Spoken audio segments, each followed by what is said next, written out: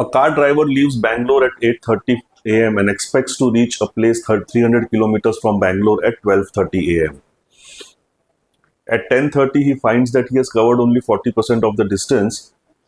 By how much does he has to increase the speed of the car in order to keep up his schedule? By how much he has to increase the speed of the car? तो मेरे को increase पूछा है यहाँ पर.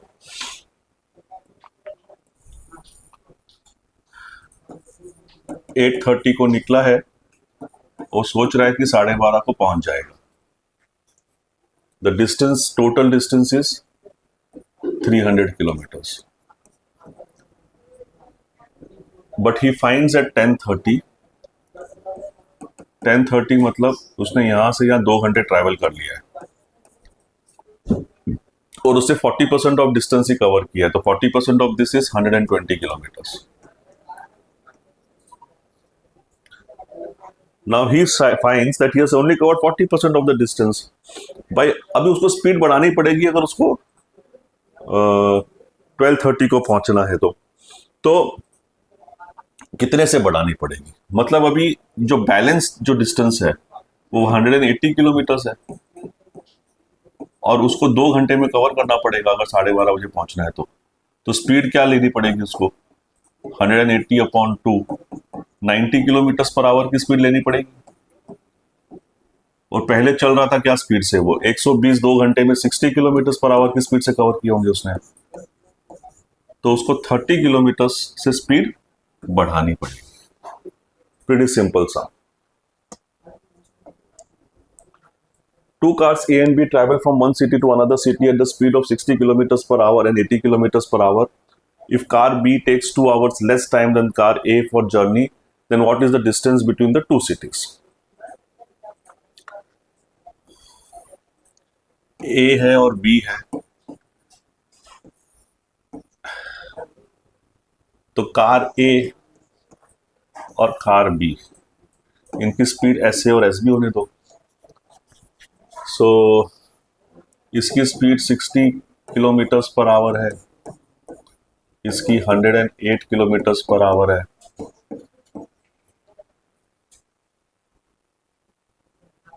अब इन दोनों का रेशियो क्या है, बिकॉज डिस्टेंस तो सेम ही है इस केस में, सो वी आइडेंटिफाइड दैट. तो ratio of SA upon SB is 60 upon 108. So 6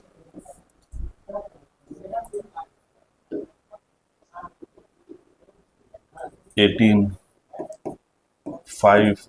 तो SA अपॉन SB का जो स्पीड है कार A और कार B का स्पीड है वो रेशियो 5:9 है. इसका मतलब अगर डिस्टेंस सेम कवर कर रहे हैं तो TA और TB तो time taken by car A and B का रेशियो 9/5 होगा. ओके. अब डिफरेंस रेशियो में कितना आया, 4 का आया, जिसकी वैल्यू कितनी दे रखी है 2 आवर्स. इसको 2 घंटे कम लगते हैं तो 1 की वैल्यू कितनी हो जाएगी, हाफ आवर्स. अब डिस्टेंस पूछा है, अगर 1 की वैल्यू हाफ आवर्स है तो 9 की वैल्यू कितनी हो जाएगी 4.5 आवर्स. तो उसको 4.5 आवर्स लगते हैं और उसकी स्पीड क्या है, ऐसे ही 60 किलोमीटर्स पर आवर. तो 60 इंटू 4.5 आवर्स, 4.5 आवर्स मतलब 9/2. तो 270 किलोमीटर्स आपका डिस्टेंस होना चाहिए. तो you are using this concept again and again. If distance is same, the ratio of the speed and the ratio of time reverses. A certain distance is covered by a cyclist at a certain speed. If jogger covers half the distance in double the time, the ratio of speed of jogger to that of cyclist is. तो ratio of speed of jogger, ratio of speed of cyclist है ना. jogger का क्या है, a certain distance is covered by a cyclist at a certain speed. तो जो cyclist है वो सपोज x डिस्टेंस कवर करता है और t टाइम लेता है. तो सेम स्पीड जॉगर जो है वो हाफ डिस्टेंस कवर करता है, मतलब x अपॉन 2, और टाइम कितना लेता है, वो डबल टाइम लेता है, तो 2t लेता है. ठीक है, तो ये रेशियो निकालना है. तो x upon 2 into 1/2t into t upon x। x और x कट गया, t और t कट गया, तो जॉगर और साइक्लिस्ट की जो स्पीड का जो रेशियो है वो 1:4 है। Simple. If a person reduces his speed by 20%, he takes 20 minutes to reach the destination. Find the time taken in minutes to reach the destination if he increases the speed by 14.28%.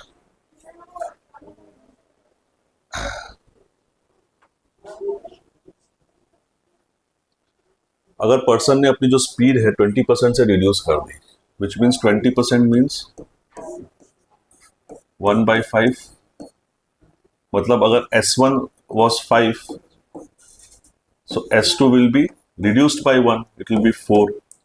So S1 upon S2 is 5/4.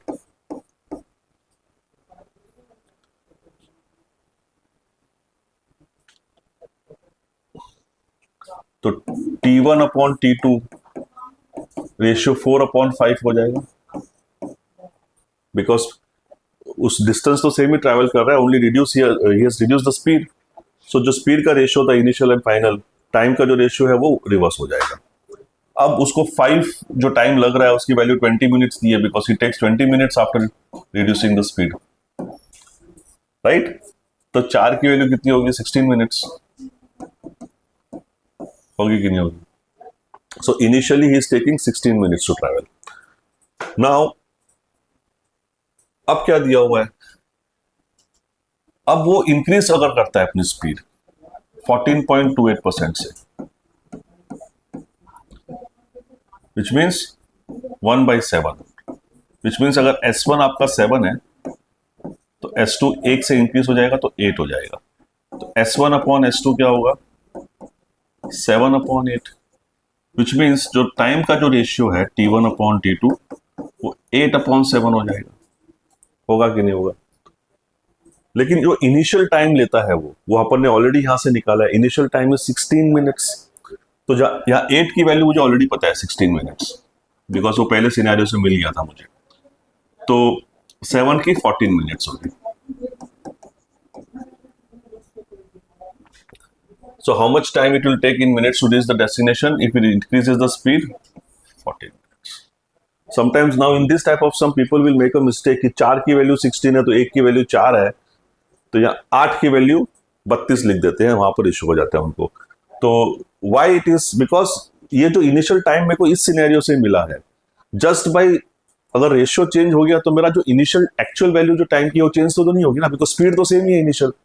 तो यहाँ अगर 16 minute लगे S1 speed से, तो वहां भी S1 की speed से 16 मिनट ही लगेंगे, but in terms of representation of ratio वहां पर डिफरेंट आ रहा है, but actual value doesn't change. The ratio can change. For example अगर रेशियो 2/4 है तो वो 1/2 भी हो सकता है ना, वो 6/8 सॉरी 4/8 भी हो सकता है। तो रेशियोज कैन वेरी, बट जो एक्चुअल वैल्यू है that will not very, right?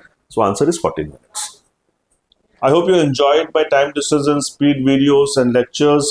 If you have any queries, please contact me on my WhatsApp number. I'll be available there 24/7. And please do not forget to subscribe on my YouTube channel. Thank you so much.